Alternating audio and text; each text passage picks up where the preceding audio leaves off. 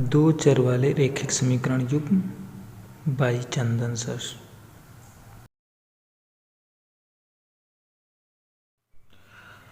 Hello my dear students, आज मैं आपको नया चैप्टर बताने वाला हूँ मैथ का। वो चैप्टर है हमारा दो चर वाले रैखिक समीकरण युग्म, जिसको इंग्लिश में बोलते हैं pair of linear equations into variables. तो हम प्रश्नावली 3.1 का पहला क्वेश्चन लेते हैं।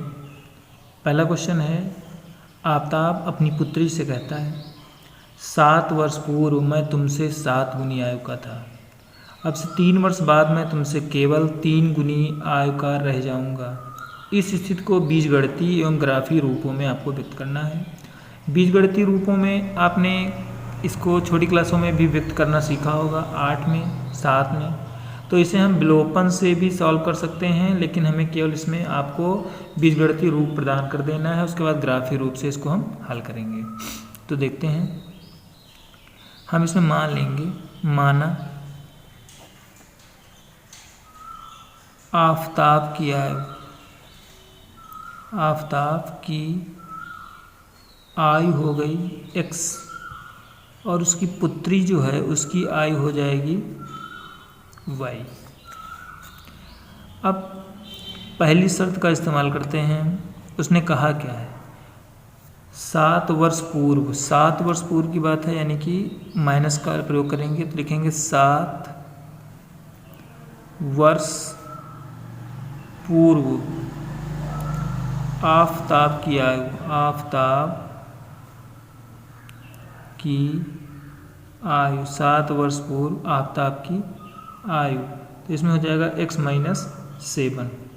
फिर 7 वर्ष पूर्व पुत्री की आयु भी निकालनी पड़ेगी, तो 7 वर्ष पूर्व पुत्री की आयु हो जाएगी y माइनस 7। तो इनको लिख लेंगे x माइनस 7 और y माइनस 7। अब एक कि 7 वर्ष पूर्व मैं तुमसे 7 गुनी आयु का था, यानी कि ये पिता है, ये पुत्री है, 7 गुनी आयु का था पिता, तो इसकी 7 गुनी कर दी जाए तो ये हो जाएगा x माइनस 7 और ये हो जाएगा 7y माइनस का 49। अब x y एक तरफ कर लेते हैं तो x माइनस y हो जाएगा बराबर माइनस का 49 और ये माइनस का 7 उधर जाएगा तो प्लस का 7 हो जाएगा। तो ये आपको हो जाएगा x माइनस वाई बराबर माइनस का 42। इक्वेशन नंबर आपका फर्स्ट। अब इसी प्रकार से हमें दूसरा इक्वेशन तैयार करना है। सेकंड में क्या दिया गया है, सेकंड में बोल रहा है अब से 3 वर्ष बाद, तो 3 वर्ष बाद आफ्ताब की उम्र, आफ्ताब की आयु या उम्र, अब बाद में प्लस का प्रयोग करते हैं तो x प्लस 3 हो जाएगा और उसके बाद पुत्री की आयु भी निकालनी पड़ेगी, तो ये हो जाएगा आपका y प्लस 3।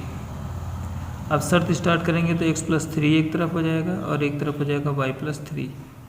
अब ये कह रहा है कि 3 वर्ष बाद मैं तुमसे केवल 3 गुनी का आयु का रह जाऊंगा, तो अब इसको 3 गुना कर दिया जाए तो x plus 3 bracket open 3y plus 3 Trika 9, x y एक तरफ तो x माइनस 3y बराबर 9 माइनस 3। तो ये आपका हो जाएगा x माइनस 3y बराबर 6। Equation number 2। ये आपने बीजगणितीय रूप में इसको कर दिया है। अब आपको इनके मान निकाल लेने हैं, तो इनके मान हम जहाँ ग्राफ है वहाँ पर भी निकाल सकते हैं या ऐसे भी निकाल दें। तो हम पहला इक्वेशन लिखते हैं x minus y equal to minus का 42। आपने इसको सारणिक मेथड पढ़ा होगा कक्षा 8 में, उसी मेथड से हम इसको निकालेंगे। और एक इक्वेशन हमारी है x माइनस 3y बराबर 6। इसमें कोई ज़रूरी नहीं जो मान हम मानेंगे वही मान आपको मानना है, आप कोई भी मान जो है मान के कर सकते हैं। 2 मान हम केवल निकाल लेते हैं, 2 मान इसके निकाल लेंगे। इसमें कोई भी मान आप मानने के लिए स्वतंत्र हैं। यहाँ पर x है, ये y हो गया, यहाँ पर भी x हो जाएगा, ये y हो जाएगा। अब देखिए यहाँ पर हम रफ कार्य भी करके आपको बता देंगे, जैसे x माइनस वाई। अब हम x की वैल्यू 0 रख रहे हैं, तो देखिए यहाँ जब x की वैल्यू 0 रखेंगे माइनस का y बराबर हो जाएगा माइनस का 42। तो ये बचेगा माइनस का y बराबर माइनस का 42, माइनस से माइनस कैंसिल हो जाएगा, तो ये आपका आ जाएगा कितना, यहाँ पर आपका आ जाएगा 42 आ जाएगा। और अगर हम कुछ और मान ले लें, दूसरा कुछ मान रख लेते हैं जिससे कि हमें मान कम करना हो, तो वो भी काम हम कर सकते हैं। 0 ना करके हम अगर यहाँ पर दूसरा मान भी रख लें, यहाँ पर अगर रख लेते हैं 6 रख लें या कुछ और रख लें, तो उस तरह से भी काम हो सकता है। अगर हम यहाँ पर 6 ले लें, 6 ले लेते हैं, x की वैल्यू हम 6 ले लेंगे तो 6 जो है उधर जाके माइनस का 6 हो जाएगा, तो ये आपका बन जाएगा y इक्वल टू माइनस का कितना 48 हो जाएगा। मीन्स और ज़्यादा ही आ जाएगा, लेकिन यहाँ पर हमने थोड़ा सा मिस्टेक कर दिया है। यहाँ पर होना चाहिए आपका 7y होना चाहिए, ये यहाँ पर छूट रहा है, तो ये आपका यहाँ 7y हो जाएगा। अब यहाँ पर जब हम 0 मान रखेंगे तो कितना हो जाएगा, जब 0 मान रखेंगे तो आपका ये हो जाएगा 7y है तो 7 छंग 42 हो जाएगा, तो हम 0 मान ही रखते हैं। और यहाँ पर आपका हो जाएगा कितना आया, 6 आया। अब अगर हम x की वैल्यू 6 रख देते हैं, x की वैल्यू हम रखेंगे 6, तो ये हो जाएगा माइनस का y बराबर माइनस 42, तो ये हो जाएगा माइनस y बराबर माइनस 42, और प्लस का इधर आएगा माइनस का 6 हो जाएगा, माइनस का y बराबर हो जाएगा माइनस का 48, और यहाँ पर आपका 7 है।